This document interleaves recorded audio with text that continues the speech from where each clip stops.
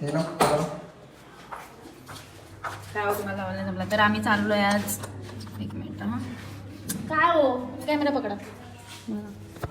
तर आज आम्ही चाललोय बाहेर खूप दिवसानंतर. बाहेर जायची इच्छा झाली.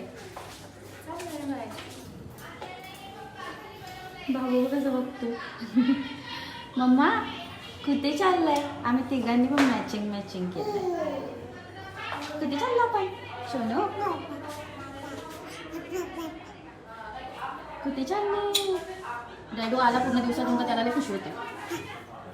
बाबूला माझ्याकडे कसं केलं.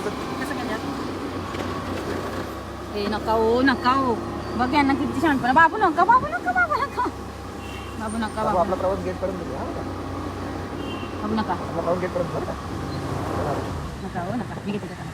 प्लीज पॅन्ट घेशील का. पॅन्ट मला ना आज पॅन्ट घे. तुझ्याकडून मला पॅन्ट हवी प्लीज. म्हणजे हे असं तुझ्याकडे हे लव आहे आणि हे बोट आहे ना बाबूची. अशी पॅन्ट पाहिजे या कलरची. चल बाबू उड्या मारू दे. बाबूला आमच्या ना उड्या मारायला सांगाल नाही लागत. बाबू माझी उद्या मला केस धुवायला टाइम भेटत नाही. काय पण करून केस धुवायला चला बोल. जेवायला द्या. आम्ही नेहमीसारखं लास्ट टाइम तिथे आलेलो रेड ॲपल तिथे चालू आहे. त्याच्या तो कारण आम्हाला पूर्ण बदलापूरमध्ये इथलीच असं टेस्ट आवडते. आम्ही नेहमी इथेच येतो. बघा का मी हे कपडे घातले आधी आणि हे दोघांनी मला मॅचिंग केलं. काय करायचं तुम्हाला समजलं असेल. ह्या दोघांनी मला कॉपी केलं.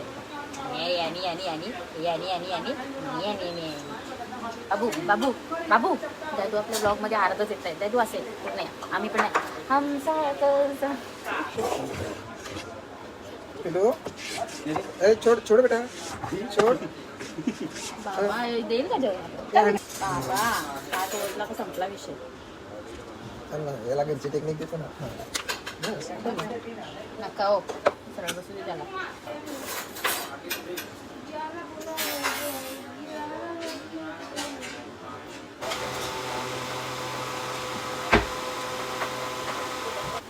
रेदू दिसतं का मला. रेदू थांबा जरासं वाटतं. काही पोरींचं असं मी बघितलंय. काही पोरी कोण नाव घेऊन बोल. नाही मी नाव नाही घेत. मग त्याचं टोचतं कोण मला. नाव घ्या नाव काय घ्यायचं. नावांना शेवटी आहोत म्हणायचं. आवडणं शेवटी आहोच म्हणायचं. काही पोरींचं म्हणणं असं असतं की एवढ्या लवकर पोरं झाले आम्ही तर बाबा लाईफ एन्जॉय करू मग पोरं करू. ओके तर कोणी ठरवून करत नाही. पहिली गोष्ट खूप जण कमी असतात की ते प्रॉपर प्लॅनिंग करतात. आम्ही हे करू मग डिसिजन घेऊ. आणि कोणाकोणाला नाही बोलायचं बरं समजलं मला. तर आहेत काही पोरी ज्या असं बोलतात की लाईफ एन्जॉय करायला पोरी का बायका.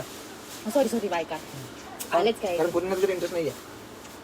हां पोरींचं त्यांच्या बॉयफ्रेंडमध्ये इंटरेस्ट असेल. माझ्यात कशाला असेल. तर त्या पोरींचं म्हणणं असं की ही लाईफ एन्जॉय करा. का माझी लिपस्टिक खराब केली. लाईफ एन्जॉय करायला मिळत नाही.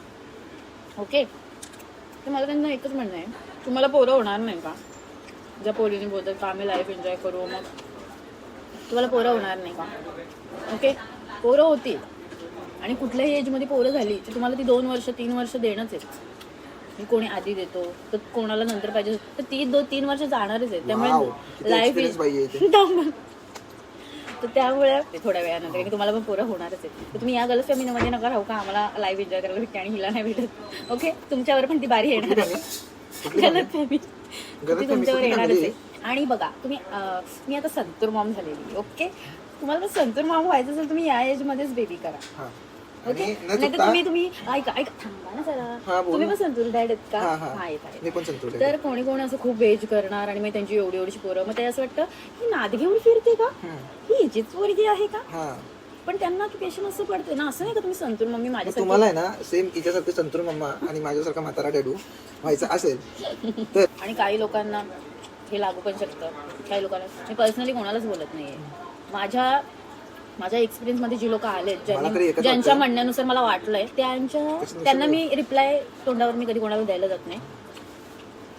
मला वाटलं कधीच कोणाला तोंडावर रिप्लाय देत नाही. ही अशी ब्लॉग मध्ये त्यांना टोचून असं रिप्लाय देते. बाबूने आमच्या जेवणाचं धिंगाणा छोड नाही जेवून देते. 1 सेकंडमध्ये टाका टाका 1 सेकंडमध्ये. सोबत बस झाला कधीपासून तुमचं चाललंय नाटक.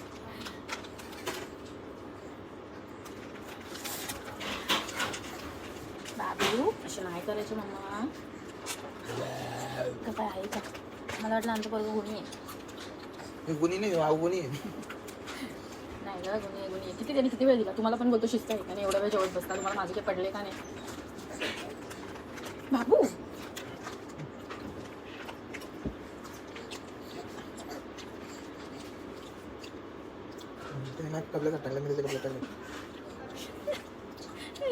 मी जाऊ शकतो बाबू. तुला सावकाश जेवायला लागते.